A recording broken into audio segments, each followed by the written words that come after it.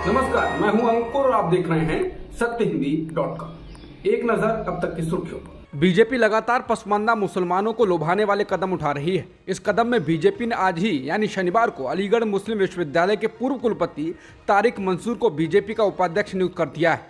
उनकी ये नियुक्ति उसी दिन हुई है जिस दिन गृहमंत्री अमित शाह पूर्व राष्ट्रपति एपीजे अब्दुल कलाम पर एक किताब का विमोचन करने के लिए तमिलनाडु के रामेश्वरम में थे। उन्होंने पूर्व उपराष्ट्रपति की जमकर तारीफ की। बीजेपी के इन कदमों को पसमानदा मुस्लिमों तक अपनी पहुंच मजबूत करने के तौर पर देखा जा रहा है। बीजेपी जिन पसमानदा मुसलमानों पर अपनी नजर गड़ाए हुए है वो मुस्लिमों में बहुसंख्यक हैं। आमतौर पर उच्च और नीची जाति का भेदभाव मुस्लिमों में भी है।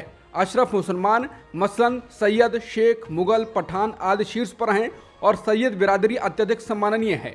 अशराफ प्रभुत्व के खिलाफ आंदोलनों का नेतृत्व पिछड़े और दलित मुसलमानों ने किया है और इन्हें ही पसमानदा नाम से जाना जाता है। समुदाय के केवल 15% लोग इन उच्च जाति समुदायों से आते हैं, जबकि बाकी बड़े पैमाने पर पसमानदा मुसलमान हैं।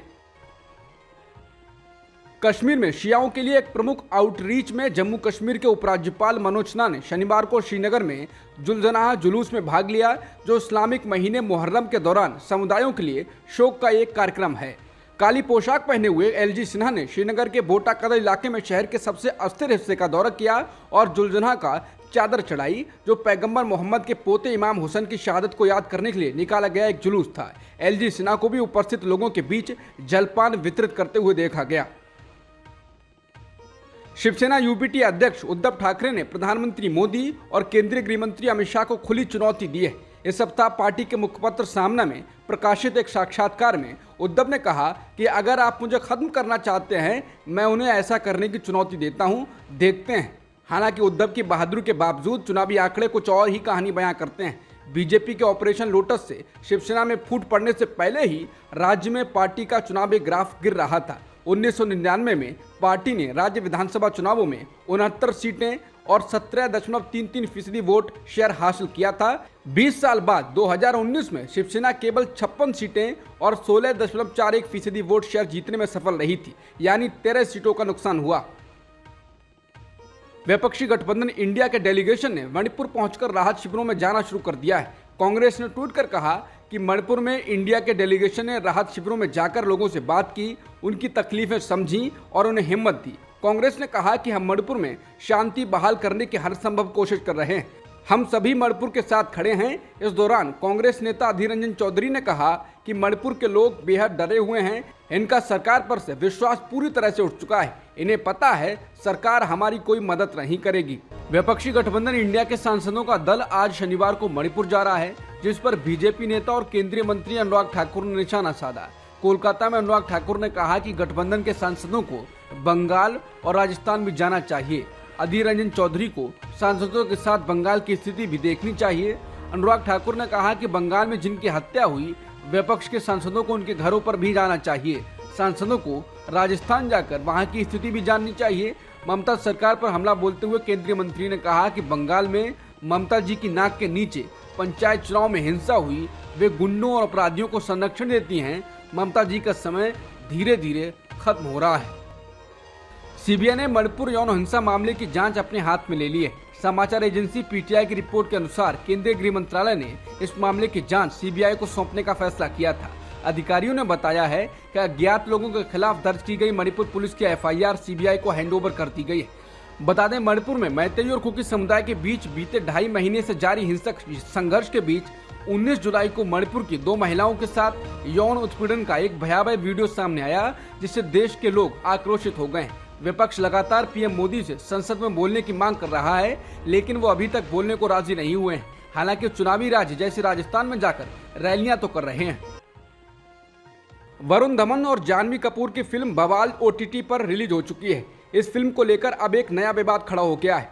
कई यहूदी संगठनों का आरोप है कि लाखों लोगों की सुनियोजित हत्या और अत्याचार को फिल्म में बहुत हल्के तरीके से दिखाया गया है। भारत में इजराइल की एम्बेसी ने इस पर चिंता जाहिर की है। एम्बेसी ने ट्वीट कर लिखा है कि हम मानते हैं कि ऐसा करने के पीछे कोई गलत इरादा नहीं होगा, लेकिन फिल्म में होलोकास्ट को दिखाने के लिए ठीक से शब्दों का इस्तेमाल नहीं किया गया है। भारत में इजराइल के राजदूत नाओर गिलोन ने ट्वीट कर कहा है कि मैंने बवाल फिल्म नहीं देखी और ना ही देखूंगा, लेकिन जो मैंने पढ़ा है उसमें समझ आता है कि फिल्म में होलोकास्ट को दिखाने के लिए कमज़ोर शब्दों का इस्तेमाल किया गया है। उन्होंने कहा कि होलोकॉस्ट का चित्रण ऐसा होना चाहिए जो हम सबको परेशान कर दे और जो लोग इसकी भयावहता के बारे में नहीं जानते उन्हें इसके बारे में पढ़ना चाहिए। एमएससी के साथ देते हुए बीजेपी नेता कपिल मिश्रा ने भी ट्वीट कर कहा है, उन्होंने कहा बवाल फिल्म बनाने वाले लोगों को इजराइल और दुनिया भर में फैले यहूदी लोगों से बिना शर्त माफी मांगनी चाहिए। बीजेपी ने शनिवार को अपने राष्ट्रीय नेतृत्व पदों में बदलाव किया है।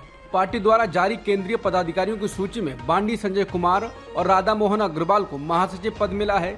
सूची में 15 उपाध्यक्ष, 9 महासचिव, संगठन प्रभारी के रूप में बीएल संतोष और 13 सचिव शामिल हैं।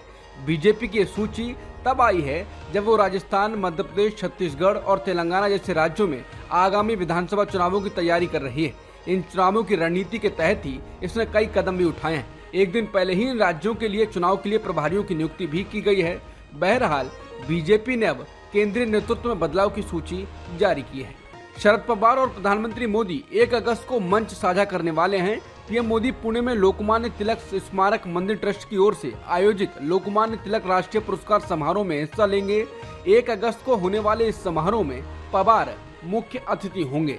26 दलों के विपक्षी गठबंधन इंडिया में इस मुलाकात को लेकर सवाल उठाए जा रहे हैं। द हिंदू ने कहा है कि विपक्षी दलों के गठबंधन इंडिया में इस मामले को लेकर चिंता है। शुक्रवार को संसद में इस गठबंधन की बैठक में मोदी और पवार की होने वाली मुलाकात पर कई नेताओं ने आपस में चर्चा की। उनका कहना था कि इस मुलाकात से विपक्षी गठबंधन को लेकर गलत संदेश जाएगा, खासकर ऐसे समय में जब विपक्ष मणिपुर हिंसा पर प्रधानमंत्री मोदी से संसद में बयान देने की मांग को लेकर सरकार पर हमलावर है। द हिंदू अखबार की रिपोर्ट के अनुसार कुछ नेताओं का विचार था कि कांग्रेस प्रमुख मल्लिकार्जुन खड़गे पवार को समझाएं कि वो इस समारोह में ना जाएं, लेकिन फिर इस मीटिंग में एक बड़े नेता ने कहा, हम सोते हुए को जगा सकते हैं, लेकिन क्या हम उसे जगा सकते हैं जो सोने का बहाना कर रहा हो। इस बीच आम आदमी पार्टी ने कहा कि दिल्ली के मुख्यमंत्री अरविंद केजरीवाल शरद पवार से अनुरोध करेंगे कि वो 1 अगस्त को पुणे के पुरस्कार समारोह में हिस्सा न लेकर संसद में मौजूद रहें।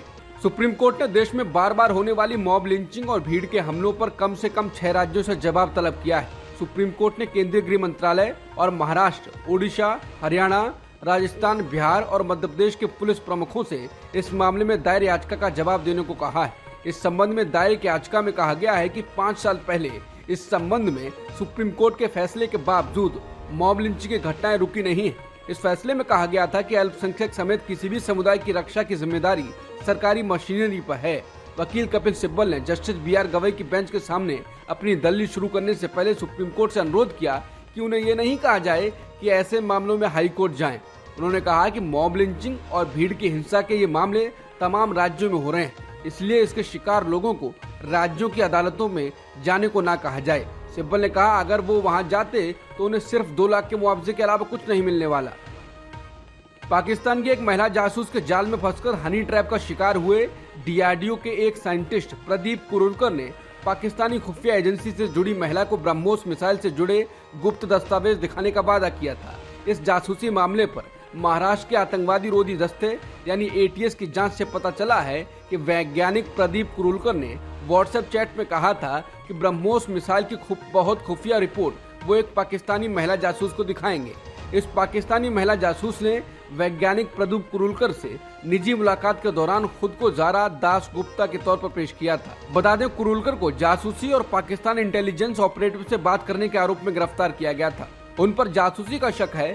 समझा जाता है कि कुरुलकर हनी ट्रैप में फंसे थे। ATS के मुताबिक पाकिस्तानी जासूस ने उनसे व्हाट्सएप पर संपर्क करने के बाद उन्हें कई अश्लील मैसेज भेजे थे।